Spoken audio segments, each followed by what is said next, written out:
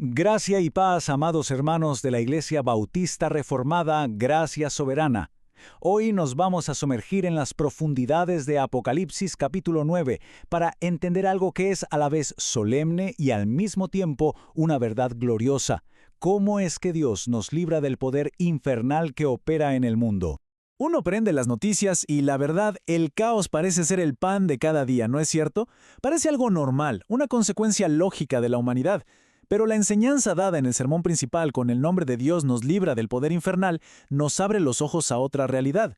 Lo que estamos viendo no es ninguna casualidad, es la evidencia clara de un mundo que está bajo un juicio divino activo, un juicio del cual Dios, en su perfecta soberanía, libra a su pueblo. Bien, vamos a desglosar esto. El primer punto, que es absolutamente crucial, es comprender que todo lo que pasa, todo, incluyendo el juicio que vemos desarrollarse ante nuestros ojos, tiene su origen en la voluntad soberana de Dios. Y fíjense en esto, que es realmente fascinante. ¿De dónde viene la orden? La voz sale de entre los cuernos del altar de oro, o sea, el mismísimo lugar de la intercesión ante el trono de Dios. Esto es clave, hermanos, porque nos dice que este juicio no es un caos satánico sin control, no. Es una acción ordenada, decretada desde la sala del trono de Dios. Un Dios que, como dice su palabra, es fuerte y celoso, que visita la maldad y que siempre, siempre mantiene el control absoluto. Y por ese mandato divino se da la orden, desata a los 4 ángeles. A ver, seamos muy claros aquí. Estos no son ángeles buenos. Son demonios, entidades poderosas que hasta ese momento estaban atadas, contenidas por la gracia común de Dios. Pero ahora, como un acto de pura justicia, son soltados sobre la tierra. Y esto nos muestra una verdad que nos deja sin aliento. Incluso las fuerzas del infierno operan según el cronograma de Dios y solo con su permiso, lo que revela su soberanía total, incluso sobre el mal. Ahora pasemos a ver cómo se desarrolla esta misión. Es fundamental de verdad que entendamos la naturaleza de este ataque. Esto no se trata de una guerra física, con tanques y bombas. Se trata de una batalla espiritual por las almas de la humanidad.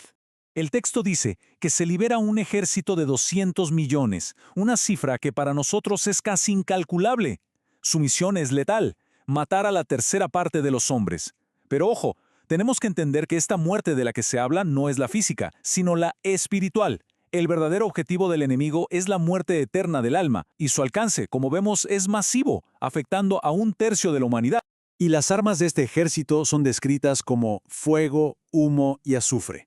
En toda la Biblia, estos elementos siempre apuntan al juicio y al infierno. El punto crucial aquí es que no estamos hablando de armas literales, son plagas espirituales que salen de la boca de estos seres, creando un ambiente, una atmósfera espiritual que es irrespirable, asfixiante, totalmente tóxica para la verdad.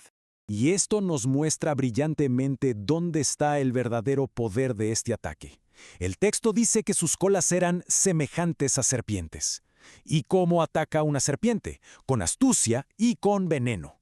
Bueno, pues esto representa perfectamente las falsas enseñanzas, las ideologías y todas las mentiras culturales que se inyectan en la sociedad, envenenando las mentes y los corazones de la gente. De hecho, el apóstol Pablo lo confirma de manera directa en su carta a Timoteo. Él nos advierte que en los últimos tiempos la gente se apartaría de la fe para seguir a espíritus engañadores y, textualmente, a doctrinas de demonios. Esas ideas que hoy se promueven en la cultura, en las universidades, en los medios, esas ideas que cautivan y llevan a la gente como si fueran ovejas al matadero, son el cumplimiento de esta profecía. Y aquí, hermanos, llegamos al punto más triste, al más trágico de toda esta exposición. Porque la mayor tragedia no es el ataque demoníaco en sí, sino la respuesta del corazón humano. Uno esperaría que, ante tanto sufrimiento y tanta evidencia del juicio, la humanidad buscara a Dios, ¿no? Pero el texto revela una verdad espantosa. Ni aún así se arrepintieron. Es increíble. Al igual que el faraón en el libro de Éxodo, el corazón natural bajo el juicio se endurece todavía más. El dolor por sí solo no convierte. Solo la gracia puede hacerlo. El ser humano prefiere morir en su pecado antes que doblar la rodilla ante su Creador. Y esta imagen nos muestra el catálogo de pecados en los que el texto dice que la humanidad insiste obstinadamente. Pecados como los homicidios que nacen del odio y la violencia, las hechicerías, y aquí la palabra griega es parmakeia, de donde viene nuestra palabra farmacia, que se conecta directamente con el ocultismo y las drogas. La fornicación, la inmoralidad sexual que se ha vuelto normal, los hurtos, que son producto de la avaricia. Y finalmente, la idolatría. Adorar la creación, el dinero, la tecnología, incluso a uno mismo, en lugar de adorar al Creador. Pero en medio de toda esta oscuridad, la luz de la gracia brilla con una fuerza espectacular. Ahora vamos a ver cómo es que Dios provee una liberación gloriosa para su pueblo. La pregunta es, ¿por qué los creyentes no estamos perdidos en esa lista de impenitencia? ¿Es que somos mejores, más inteligentes? De ninguna manera. La verdad del Evangelio es esta: somos librados únicamente porque tenemos el sello del Espíritu Santo. Es Dios quien prohíbe a estas fuerzas infernales que toquen las almas de sus escogidos. Fuimos rescatados de esa misma dureza de corazón por pura y soberana gracia. Sabiendo esto, la pregunta cambia por completo. Ya no es ¿por qué el mundo es tan malo?, sino más bien ¿cómo debemos vivir nosotros a la luz de esta increíble liberación que hemos recibido? La enseñanza nos deja 3 respuestas muy prácticas. Primero, temor y sabiduría. A ver, si el infierno ha sido desatado, no podemos vivir de manera descuidada. Debemos tener discernimiento sobre qué dejamos entrar a nuestra mente. Segundo, arrepentimiento continuo. Porque, aun como creyentes, nuestro corazón es una fábrica de ídolos. Por eso nuestra respuesta diaria debe ser correr a Cristo. Y tercero, gratitud por la gracia. Dar gracias una y otra vez porque Dios nos libró de este poder y ablandó nuestro corazón de piedra. Y al final todo culmina en Él. Cristo, el león de la tribu de Judá, es nuestro gran libertador. Él ya venció a todo el poder infernal en la cruz. En Él, el Cordero de Dios que quita el pecado del mundo, estamos completamente seguros.